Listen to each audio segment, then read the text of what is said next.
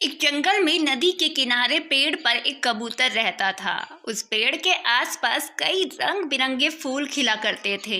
एक दिन एक मधुमक्खी फूलों का रस इकट्ठा करने के लिए नदी किनारे आई और रस इकट्ठा करते करते अचानक नदी में गिर गई। मधुमक्खी बाहर निकलने के लिए पंख फड़फड़ाने लगी। नदी गहरी थी। लाख कोशिशों के बावजूद मधुमक्खी बाहर नहीं निकल पाई। पास ही पेड़ पर बैठा कबूतर यह सारा दृश्य देख रहा था।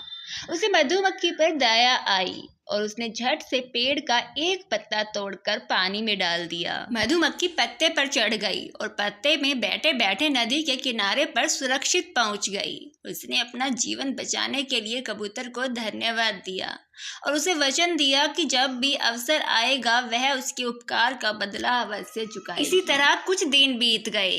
एक दिन कबूतर दाना खोजने जंगल में निकला। दिन भर दाना खोजने के बाद वह एक पेड़ पर सुस्ताने बैठा।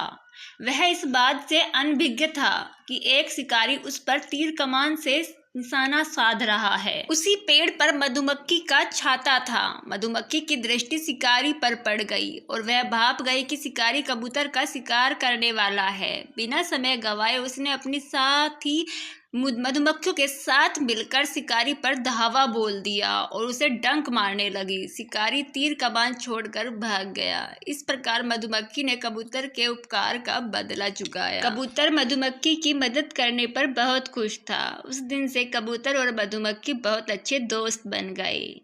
तो गाइस, इन चंद लाइनों से हमें बहुत बड़ी सीख मिलती है। हमें हमेशा दूसरों की मदद के लिए तैयार रहना चाहिए। जब हम दूसरों की मदद करेंगे तभी वक्त आने पर हमें मदद प्राप्त होगी।